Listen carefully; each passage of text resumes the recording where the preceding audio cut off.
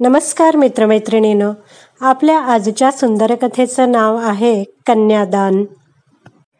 मनीषा मावशी म्हणजे आईची मोठी मावस बहीण. 15 दिवसांची लेडीज स्पेशल टूर एन्जॉय करून ती आमच्या घरी तिने आणलेली गिफ्ट्स द्यायला आली.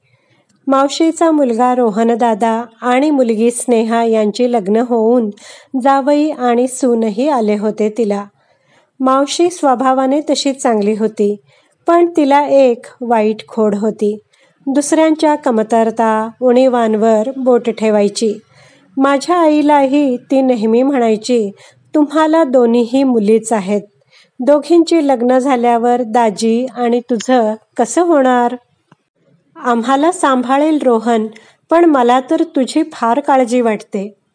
मला खूप राग यायचा, पण आई हसून सोडून द्यायची. पण ह्यावेळी मात्र आल्या आल्या पिशवी टेकवली आणि मावशीचं सुरू झालं. सुलू, बरं झालं बाई, तुला दोन्ही मुलीच आहेत ते. हल्ली असं झालंय, मुलींची आई महाराणी आणि मुलांची आई फक्त नोकराणी. आईलाही प्रश्न पडला, आता चांगली फिरून आली आणि मध्येच काय झालं हिला? अशी काय बोलते ही? मलाही घरातच असल्यानं सर्व काही ऐकू येत होतं त्यांचं बोलणं. मग मीही कॉफी घेऊन बाहेर गेले आणि त्यांच्या गप्पांमध्ये सामील झाले. मग आईच म्हणाली, अगं असं का बोलतेस? काय झालं? कारण मावशीची सून ऋतुजा आपण बरं की आपलं काम बरं अशी होती. कोणाची उठाठेव नाही की नसत्या चौकशा नाहीत. मग हिला झालं काय? आम्हालाही प्रश्न पडला. मावशी म्हणाली, काय सांगू अगं, आमच्या रुजूला काम उरकतच नाहीत. ही निघून जाते ऑफिसला आणि मग मागे मला पाहावं लागतं सगळं. ट्रिपमध्ये सगळ्या आपल्या सुनांची किती तारीफ करत होत्या. माझी सून खूप छान घर सांभाळते, सजवते, तर कोणी म्हणत होतं की माझी सून नोकरी करून आमचं सगळं काही व्यवस्थित करते, तेही अगदी हसतमुखानं.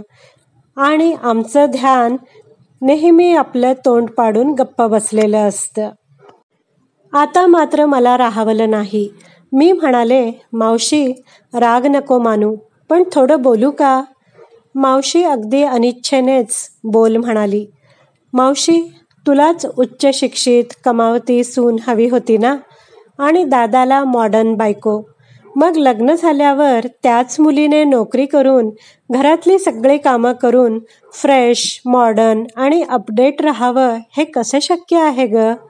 स्वतःच्याच घरात थोडी मदत केली तर तू लगेच नोकराणी कशी झालीस ग? तुझा दृष्टिकोन बदल आणि मग बघ जादू. तुझी सूनच तुझी मुलगी होईल आणि तुला घरकामाला बाई आवडत नाही. मग एकच व्यक्ती घरातली, बाहेरची सगळी कामं सांभाळून स्वतःला हसतमुख, आनंदी कशी ठेवू शकेल? तुझ्या थोड्याशा मदतीने घर आनंदी राहील. तरीही काही पटत नसेल तर सगळ्यांनी एकत्र बसून चर्चा करा. पण लोकांना स्वतःच्या सुनेबद्दल सांगून तू तुमचं नातं खराब करतेस असं नाही वाटत का ग तुला? आता मावशी विचारात पडली. आणि मावशी, आमची आई आहेच बरं का महाराणी. कारण 20-22 वर्ष जीवापाड जपलेल्या लेकीचं कन्यादान करणारे आईबाप असतातच मनाने श्रीमंत. कन्यादान करायलाही भाग्य लागतं. दान देणाऱ्याचे हात नेहमी भरलेलेच असतात आणि घेणाऱ्याचे नेहमी रिकामे. मग सांग, ठेवणार ना कन्यादानाचा मान? मित्रमैत्रिणींनो, आशा करते तुम्हाला ही बोधकथा नक्कीच आवडली असेल. कथा आवडली असल्यास व्हिडिओला लाईक करा, शेअर करा, कमेंट करा. माझ्या चॅनलला सबस्क्राईब करायला विसरू नका.